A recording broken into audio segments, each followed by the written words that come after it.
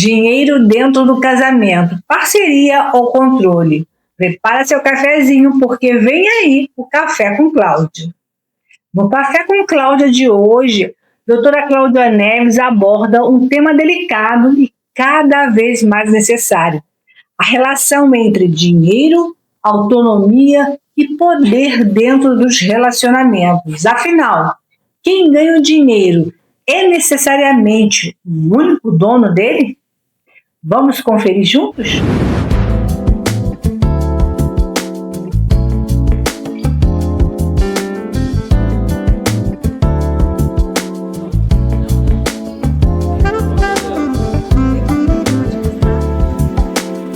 Muito boa tarde, pessoal. Em um casamento, quem ganha o dinheiro é necessariamente o dono dele? Essa pergunta parece simples, mas a resposta envolve muito mais do que dinheiro. Ela envolve parceria, autonomia, patrimônio e, em algumas situações, até violência. Então pega seu cafezinho e vem comigo, porque hoje nós vamos conversar sobre o momento em que a organização financeira dentro de uma relação deixa de ser parceria e começa a se transformar em controle.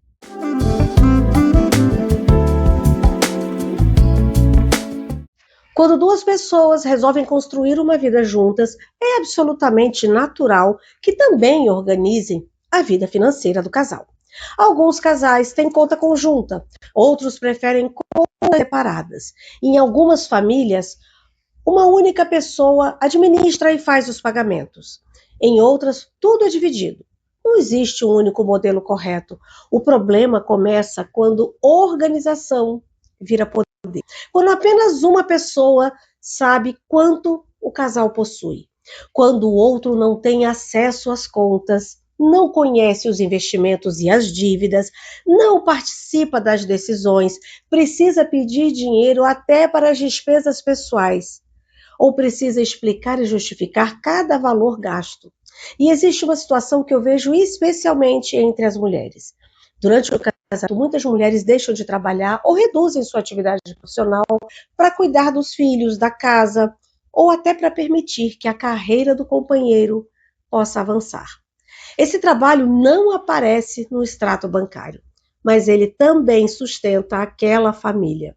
Por isso existe uma frase que precisa ser vista. O dinheiro é meu porque fui eu quem trabalhei para ganhar. Será mesmo tão simples assim? Enquanto uma pessoa estava construindo renda fora de casa, quem é que estava garantindo que aquela estrutura familiar funcionasse? Quem cuidava dos filhos? Quem administrava a casa? É justamente aqui que precisamos diferenciar duas coisas.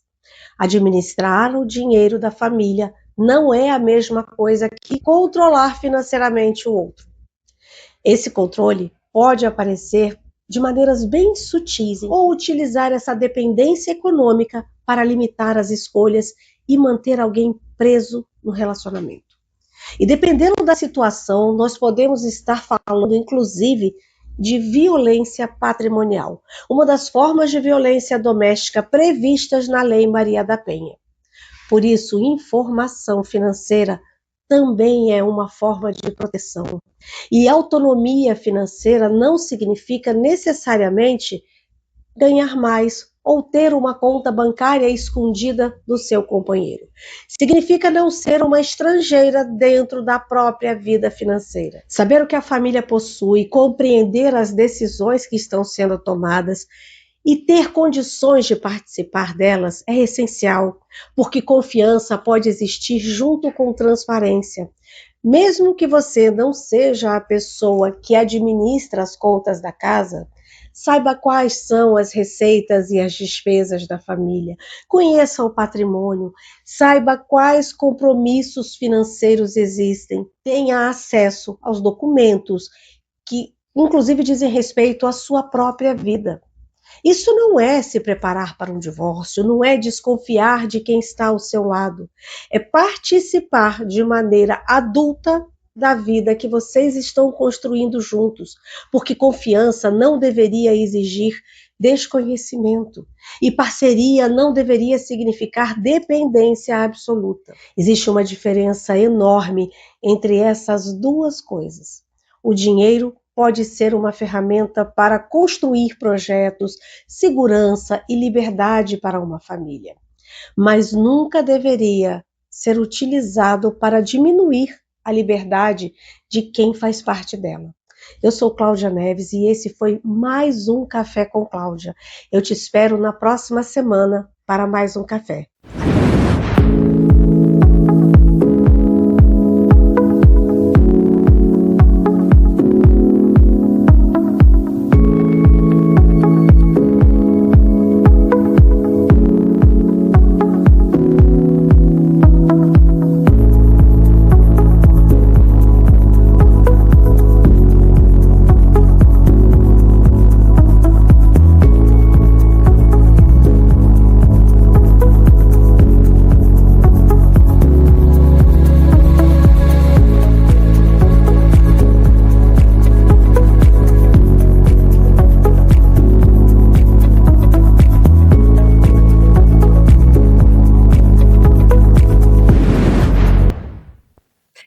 Separação dos pais. Como fica a guarda de uma criança com deficiência?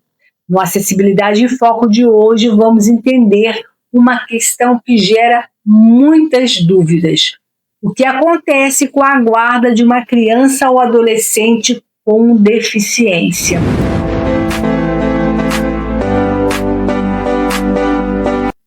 Olá, boa tarde. Mais uma Acessibilidade em Foco aqui no Elas em Ação. Hoje eu trago para vocês um tema bastante delicado, mas muito corriqueiro no dia a dia das famílias, que é a guarda da criança ou adolescente com deficiência no caso de separação dos pais. E aí, doutora, como fica? Depende da condição da pessoa com deficiência, das suas limitações, das suas restrições, e depende da condição econômica, financeira, social dos pais, do pai ou da mãe. Eu vou trazer para vocês aqui 2 casos práticos para vocês entenderem, obviamente guardando aí o segredo de justiça, o sigilo das partes. Uma criança com síndrome de Down e outro, uma criança com paralisia cerebral. Em relação à criança com paralisia cerebral, nós percebemos, né, durante o processo que a criança precisava de muito apoio de profissionais de vários ramos e vários setores. Então, fisioterapia, fono, enfermeira, pedagogo. Então, a criança, ela tinha toda uma estrutura de hospital em casa e também escolar. Então, a criança tinha uma enfermeira durante o dia, uma enfermeira à noite, e tinha ali os profissionais que iriam ali nas terapias, né, como fono, TO, a parte escolar também, com pedagogo, que iria em casa. E a criança também tinha alguns aparelhos, né, respiratórios, enfim, e outros tipos de aparelho ali para ajudar, como sonda também, para ajudar no dia a dia daquela criança. Então, quando os pais se separaram, essa estrutura não tinha como ir para a casa do pai, né, porque o lar ficou ali como da mãe, a mãe ficou com a criança e eles se separaram, e essa mãe, ela tinha medida protetiva em relação ao pai. Então, o pai não podia chegar perto, né, da mãe. Então, o que foi que nós entendemos ali durante o processo? Não mexemos naquela estrutura que já estava organizada, né, da criança, até para não prejudicar o cotidiano daquela criança.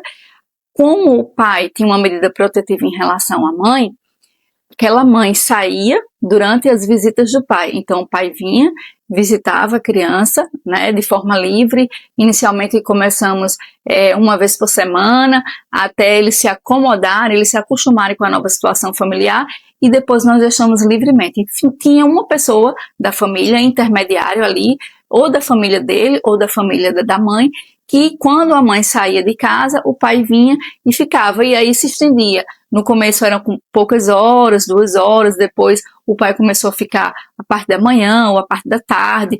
Teve semanas, né, que o pai dormiu ali, enfim, e também se viu ali e se estava ali no cotidiano, né, daquela criança, né? Então, de qualquer forma, o pai também estava presente e estava ajudando.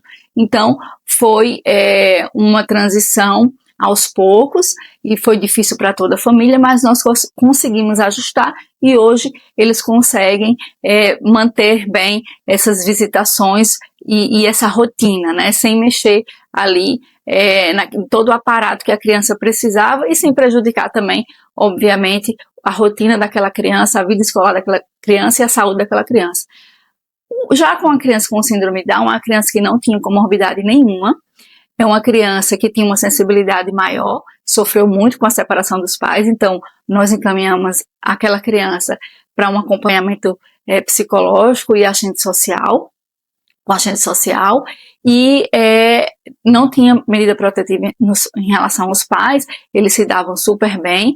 Então, aquela criança começou a fazer as visitas normais, como uma criança típica, ia aos finais de semana, às vezes dormia, às vezes não dormia, nós começamos sempre pernoite, depois a criança começou a dormir, começou a se adaptar, e hoje a criança convive bem nos dois lares ali, passa o final de semana com o pai, durante a semana com a mãe, férias passa um pouco com os pais e está tudo bem. Então, essa organização familiar pós-separação vai depender muito da limitação daquela criança, do que aquela criança precisa e dos pais. Porque, doutora, e guarda compartilhada? A guarda compartilhada não é a guarda alternada, como a gente pensa, uma semana na casa do pai, outra semana na casa da mãe, porque isso prejudica a criança.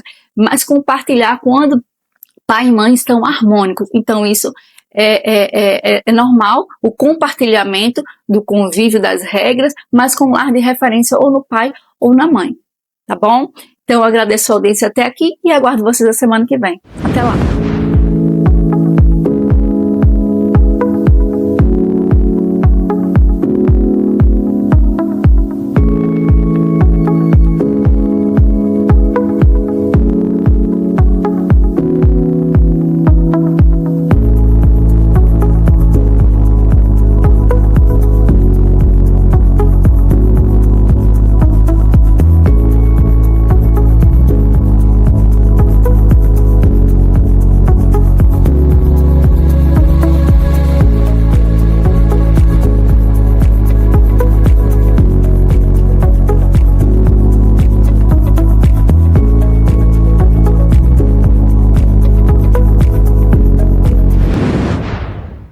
Na Voz da Alma de hoje, a Cássia fala sobre o luto, a solidão e aquela dor invisível que muitas vezes não é compreendida por quem está ao lado, ao seu redor. E assim, em meio ao momento mais difícil da sua vida, Cássia encontrou na fé e no acompanhamento terapêutico com um especialista em área de saúde emocional, forças para seguir. Vamos conferir?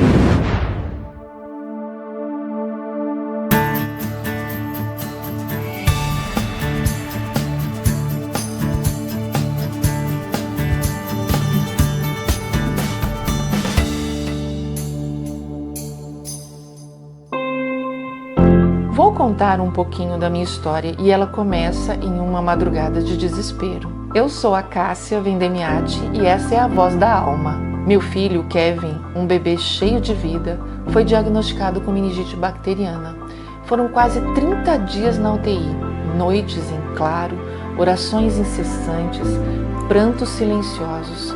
A esperança parecia uma chama fraca, quase apagada. O medo, o cansaço, a angústia, tudo era invisível para quem via de fora. As pessoas viam uma mãe forte, mas no turbilhão de dor, culpa e solidão que eu carregava por dentro. Quando Kevin partiu, a realidade virou um silêncio cortante. Voltei para casa com o colo vazio e o coração despedaçado. Essa voz que poucos enxergam, que chamo de dor invisível. É como uma prisão silenciosa. Se você me ouve agora, talvez essa dor esteja aí dentro de você, dentro do seu peito. Pode ser a perda de um filho, como eu, ou um sonho, um amor, da saúde, da fé, ou da alegria. A dor muda de forma, mas não de força. E mesmo que o mundo siga girando dentro de nós, o tempo congela. No silêncio da dor, a alma encontra sua voz verdadeira. No meio dessa tempestade, quando não havia nem forças para orar, uma palavra me alcançou. E eu vou dizer aqui para vocês: perto está o Senhor dos que têm o coração quebrantado e salva os de espírito abatido. Isso está lá em Salmo 34:18. É uma promessa, é um bálsamo na alma. Deus não apenas via a minha dor, Ele estava ali, presente, acolhendo cada lágrima, cada silêncio, cada grito contido. Foi essa presença que me sustentou quando eu achava que não podia mais. E hoje eu compartilho aqui com você. O Senhor também está perto aí de você. A fé me conduziu a algo essencial, cuidar da minha saúde emocional. Descobri que sobreviver não bastava. Eu precisei renascer. Estudei e especializei e encontrei caminhos que ajudaram mães e pais como eu a se reconstituírem. Hoje, como terapeuta emocional e autora de Lágrimas de Diamante, ofereço um espaço seguro para acolhimento e reconstrução. Minha missão é clara: dar voz às dores silenciosas, ajudar você a acolher sua história e reencontrar o caminho de viver. Quero te propor uma pequena atividade agora. Pegue um papel ou um celular e escreva: o que dói em mim que ninguém percebe. Dar nome à dor é primeiro passo para descongelar o que ficou preso em você e o início do seu renascimento. Obrigada por estar aqui comigo. Eu sou Cássia Vendemiati, mulher, terapeuta, mãe que encontrou missão no luto. Seja qual for a sua dor, ela não precisa ser um peso para sempre. Hoje, eu ajudo pessoas como você a atravessarem esse momento com fé, acolhimento e reconstrução. Se quiser falar comigo, me procure no link logo abaixo. Te espero no último sábado do mês. Foi uma honra caminhar com você nessa jornada de novos começos. Até o próximo encontro. Essa foi a Voz da Alma com Cássia Vendemiati. Eu vivi, eu perdi, eu reconstruí.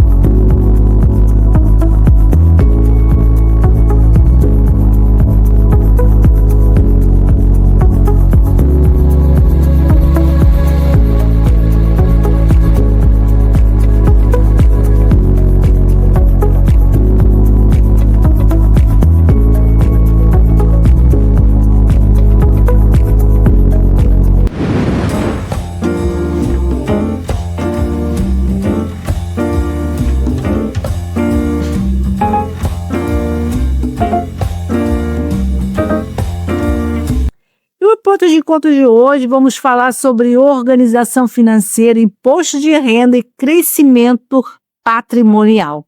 A minha convidada é a Patrícia Bastanzini, contadora e cogestora da Bastanzini Contabilidade, referência em imposto de renda para pessoa física e gestão de holdings familiares. Uma profissional que acredita na contabilidade como ferramenta de proteção, crescimento e autonomia financeira. Seja bem-vinda, Patrícia. Para começarmos o nosso bate-papo, eu quero lhe perguntar. Muitas pessoas associam a malha fina apenas à tentativa de fraude. Mas conversamos previamente e você aponta que na maioria dos casos o problema acontece por erros simples e falta de organização. Quais são os 3 deslizes mais comuns que o contribuinte comete ao longo do ano e que explodem na hora da declaração? Olá, Alice. Obrigada pelo convite. Realmente existe um mito muito grande em torno da malha fina. A maioria das pessoas não faz nada de errado de propósito. Existem alguns erros básicos apenas. Um deles é falta de registro. A pessoa paga despesas médicas, educacionais, mas não guarda os seus comprovantes, não confere, não organiza. E depois não consegue sustentar aquilo que está sendo declarado. Outro erro é esquecer rendimentos. Um aluguel, um serviço eventual, um rendimento financeiro, como por exemplo um resgate de uma aplicação. Para a Receita não existe renda pequena, existe renda declarada ou não declarada. Outro erro, talvez o mais comum, é misturar pessoa física com pessoa jurídica. O dinheiro entra e sai, mas ninguém sabe explicar o que é salário, o que é lucro, o que é despesa. A malha fina, na maioria das vezes, não é punição. Ela é apenas reflexo de um ano inteiro sem organização. No programa falamos muito sobre gestão e autonomia. Para a mulher que empreende, qual é o maior perigo de misturar as contas pessoais com as da empresa? E como essa desorganização impacta diretamente no seu crescimento patrimonial perante a Receita? Realmente esse é um grande problema, a mistura de pessoa física com pessoa jurídica. E o maior perigo é a falta de clareza. Quando a mulher mistura as contas, ela deixa de saber se o negócio sustenta a vida, ou deixa de saber se a vida não está consumindo todo o lucro do seu negócio. Isso trava crescimento patrimonial. Porque perante a Receita, não importa intenção, importa coerência. Sem separação de CPF, sem separação de CNPJ, um ou outro fica fraco, fica sem justificativa de patrimônio, sem investimento, sem saber como está a evolução patrimonial e financeira dessa empresa. Separar contas não é burocracia, é proteção. É o que permite crescer com segurança, sem medo do imposto de renda e sem aquela sensação de estar sempre correndo risco. Patrícia, você afirma que o imposto de renda é apenas a fotografia final de um ano inteiro. Como o empresário ou profissional autônomo pode utilizar este mês de janeiro para blindar seu CPF e seu CNPJ contra surpresas físicas no futuro? Realmente, eu gosto bastante dessa metáfora, porque ela é muito real. Imposto de renda, ele não cria problemas, ele revela uma história, ele revela os seus hábitos mensais. E janeiro acaba sendo realmente o mês mais estratégico do ano para você traçar rotas. É quando ainda dá tempo de organizar documento, revisar extratos, ajustar rotinas, corrigir erros antes que eles se repitam. Quem só pensa no imposto de renda em março já perdeu o momento da decisão, da escolha. Ali você apenas declara o que já aconteceu. Portanto, janeiro é prevenção, é direção. Quando o ano começa organizado, o imposto de renda deixa de ser medo e vira consequência. Patrícia, muitas vezes o pequeno empresário vê o contador como alguém que emite as guias de pagamento. Como a contabilidade preventiva pode, na prática, gerar economia de impostos e trazer mais previsibilidade para quem deseja escalar o seu negócio de forma segura em 2026. Contabilidade preventiva começa antes do problema existir. Essa é a diferença. Ela orienta decisões, acompanha escolhas e evita erros que podem custar caro lá na frente.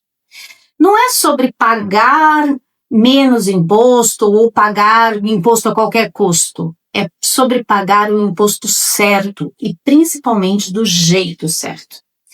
Quando o empresário entende seus números, ele ganha em previsibilidade. Ele sabe quando pode investir, quando pode crescer, quando precisa ajustar a rota do seu negócio.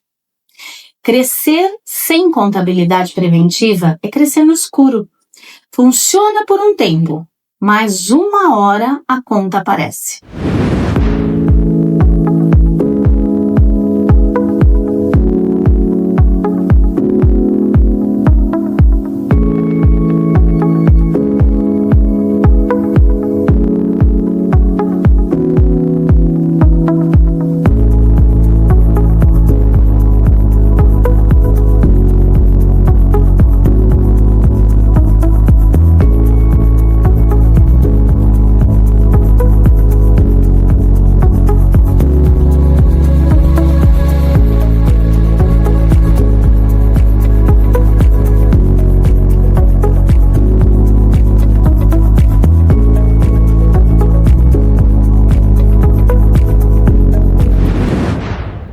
O tempo por aqui passa tão rápido, não é mesmo? Que estamos chegando ao fim de mais um Elas em Ação. Mas calma, que nós temos encontro marcado na próxima sexta-feira, às 14 horas, aqui na Com Brasil TV. Nos siga nas redes sociais, no nosso canal no YouTube, se inscreva no canal, ative as notificações para você receber tudo que nós fazemos também nas redes sociais e no YouTube. Te espero na próxima sexta-feira aqui na Com Brasil TV. Até lá. Tchau, tchau.